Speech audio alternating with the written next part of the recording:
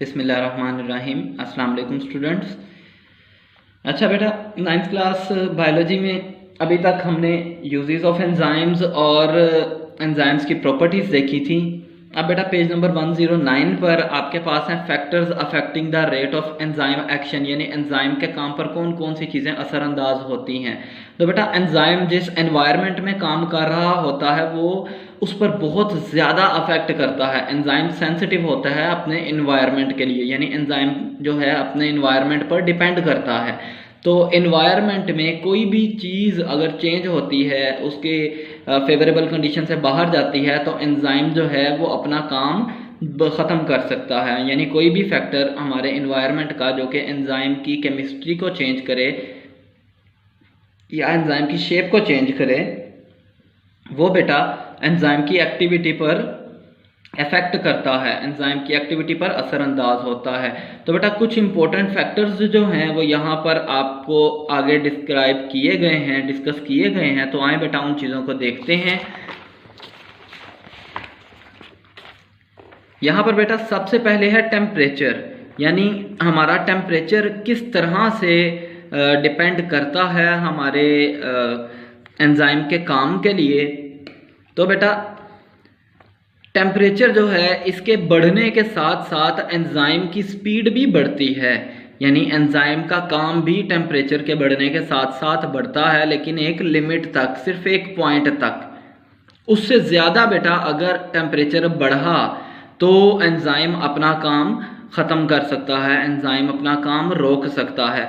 वो बेटा टेम्परेचर जिस ज़्यादा से ज़्यादा टेम्परेचर पर एंजाइम काम कर सकता है वो कहलाता है ऑप्टिमम टेम्परेचर। और ये बेटा वो टेम्परेचर है जहाँ पर एंजाइम सबसे अच्छा, सबसे फास्ट काम करता है। नेक्स्ट बेटा, जब टेम्परेचर बढ़ जाता है एक ख़ास लिमिट से, उसके ऑप्टिमम टेम्परेचर से बढ़ जाता है, तो वो टेम्परेचर बेटा बेसिकली हीट जो है वो ऐड हो रही होती है एक्टिवेशन एनर्जी में, और वो बेसिकली काइनेटिक एनर्जी के तौर पर काम कर रही होती है, मूवमेंट करवा रही होती है हमारे एंजाइम्स की। तो बेटा वो एक्सीलरेट यानी मूवमेंट करवा रही होती है हमारे एंजाइम्स की। तो बेटा जब वो एक लेवल से ज़्यादा बढ़ जाता है, हमारा ऑप्टिमम टेम्परेचर से ज़्यादा बढ़ जाता है टेम्परेचर, तो तब इसी तरह से एंजाइम की वाइब्रेशन भी काफ़ी हद तक बढ़ जाती है, उसकी एटम्स भी काफ़ी हद तक बढ़ जाते हैं, और एंजाइम जो है वो अपना ग्लोबुलर स्ट्रक्चर लॉस्ट कर देते हैं, यानी उनका जो एक स्ट्रक्चर है, एक स्पेसिफिक स्ट्रक्चर जो है वो ख़त्म हो जाता है। ये कहलाता है बेटा डीनेचरेशन, यानी एंजाइम्स का डीनेचर होना, उनका ख़त्म होना। इससे बेटा एंजाइम का रैपिड डिक्रीज भी हो सकता है, इसके रेट ऑफ एंजाइम एक्शन में यानी इसके काम में काफ़ी हद तक कमी भी आ सकती है, और ये अपना काम मुकम्मल तौर पर ख़त्म भी कर सकता है। जैसा कि बेटा ये आप यहाँ पर डायग्राम में देख सकते हैं, यहाँ से बेटा इसका रेट स्टार्ट हुआ, यानी आप देख सकते हैं 0 से थोड़ा सा ऊपर, ओरिजिन से थोड़ा सा ऊपर ये काम कर रहा था। हमने हीट बढ़ाना शुरू की, टेम्परेचर बढ़ाना शुरू किया, तो बेटा ये इस तरह से इसका रेट बढ़ा, यानी ये इसकी स्पीड बढ़ रही है काम की। ये बेटा वो पॉइंट है जहाँ पर इसकी स्पीड सबसे ज़्यादा है। इसके बाद बेटा जैसे ही टेम्परेचर बढ़ा, कुछ देर इसने यहाँ तक बेटा इसने काम किया, इसके बाद इसका रेट कम होना शुरू हो गया। अब कंटिन्यूसली बेटा टेम्परेचर बढ़ रहा है और इसका रेट जो है कम हो रहा है, और एट लास्ट ये यहाँ पर आकर काम करना बंद कर गया, काम ब्लॉक कर गया। तो बेटा यहाँ पर आप अपने ये टेबल में देखें तो यहाँ पर बता रहे हैं कि ऑप्टिमम टेम्परेचर मैक्सिमम वर्किंग के लिए ह्यूमन एंजाइम्स का है 37 डिग्री सेल्सियस, जो कि हमारा बॉडी टेम्परेचर भी है। नेक्स्ट बेटा आपके पास है सबस्ट्रेट कंसंट्रेशन, सबस्ट्रेट कंसंट्रेशन।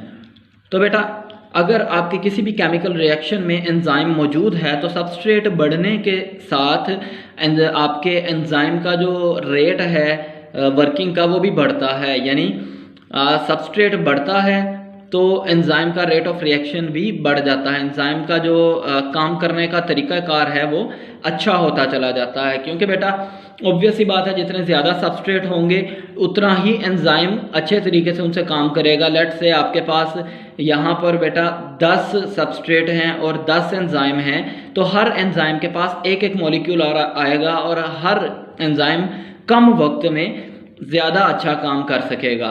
लेकिन बेटा एक ख़ास लिमिट तक ये काम करता है सबस्ट्रेट कंसंट्रेशन। उसके बाद बेटा सबस्ट्रेट अगर बढ़ते हैं तो इनमें कोई भी चेंज नहीं आता, यानी इनके अंदर बिल्कुल चेंज आना बंद हो जाता है। फॉर एग्जांपल बेटा मैं आपको कहता हूँ कि हमारे पास 10 एंजाइम है, जैसा कि पहले भी हम एग्जांपल देख चुके हैं, और सबस्ट्रेट मॉलिक्यूल्स हमारे पास हो गए हैं 20 हो गए हैं। तो अब बेटा हर एंजाइम भी अगर एक मॉलिक्यूल के साथ ज्वाइन हो, बाइंड हो, तो वो 10 मॉलिक्यूल्स के साथ बाइंड हो सकते हैं एक टाइम में। 10 के बाद जो हैं एक्टिव साइट जो हमारे पास एक्स्ट्रा आएंगे, उनके साथ ज्वाइन होने के लिए अभी एंजाइम अवेलेबल नहीं है। वो जब अपना पुराना काम ख़त्म करेंगे, नेक्स्ट बेटा वो फिर अपने एक न्यू एंजाइम के साथ जाकर बाइंड होंगे और उनके साथ काम शुरू करेंगे। तो बेटा ये यहाँ पर बता रहे हैं कि इनका काम इसलिए रुकता है क्योंकि सारे एक्टिव साइट पहले से ही ऑक्यूपाइड होते हैं। ये स्टेट बेटा जब सारे पहले से ही ऑक्यूपाइड हों, कोई भी फ्री एक्टिव साइट ना हो, वो बेटा कहलाता है सैचुरेशन, स्टेट ऑफ सैचुरेशन, जिस पर बेटा फर्दर कोई फर्क नहीं पड़ता सबस्ट्रेट की कंसंट्रेशन के बढ़ने से। नेक्स्ट बेटा पीएच है। अब इससे पहले बेटा आपके ऊपर डायग्राम को देख लेते हैं। यहाँ पर ये दिखा रहे हैं कि बेटा आपके रेट ऑफ एंजाइम एक्शन किस तरह से इंक्रीज हो रहा है सबस्ट्रेट के साथ, लेकिन एक ऑप्टिमम पॉइंट तक, एक स्पेसिफिक पॉइंट तक।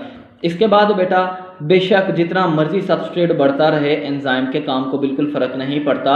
एंजाइम का जो रेट है वो एक जगह पर आकर कांस्टेंट हो जाता है।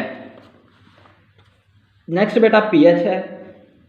तो पीएच हम सब जानते हैं, पीएच क्या होता है।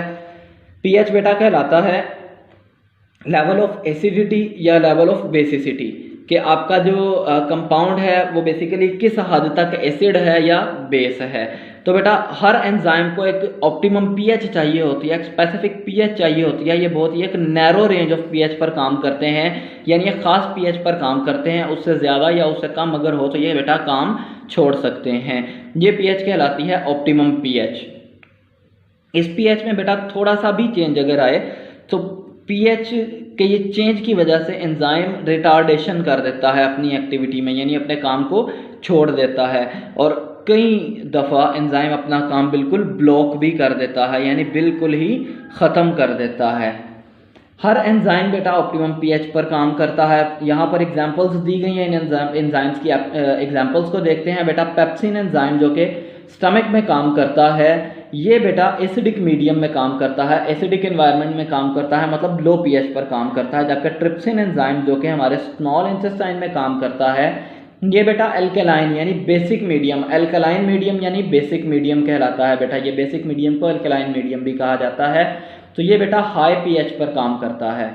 अगर बेटा इस पीएच में थोड़ी सी भी चेंजेस आएंगी तो ये अपना अमाइनो एसिड का स्ट्रक्चर जो है उस पर असरअंदाज होंगे, यानी जो हमारे प्रोटीन्स हैं उनके स्ट्रक्चर पर असरअंदाज होंगे और एंजाइम के एक्टिव साइट पर असरअंदाज होंगे और एंजाइम अपना काम छोड़ सकता है। जैसा कि बेटा यहाँ पर आप डायग्राम देख सकते हैं कि पीएच, ये आपके पास ऑप्टिमम पीएच है जहाँ पर एंजाइम सबसे अच्छा काम करता है, और उसके बाद चेंज होने के साथ साथ एंजाइम का काम भी बेटा यहाँ पर ब्लॉक की लिमिट तक आ जाता है। यहाँ पर आकर एंजाइम अपना काम ख़त्म कर देता है। तो होपफुली बेटा आपको इन फैक्टर्स की समझ आई होगी जो असरअंदाज होते हैं हमारे एंजाइम के काम पर, हमारे एंजाइम के रेट को बढ़ाते हैं या कम करते हैं या बिल्कुल ब्लॉक कर देते हैं। तो इस पर बेटा अपना फीडबैक ज़रूर दीजिएगा। Thank you.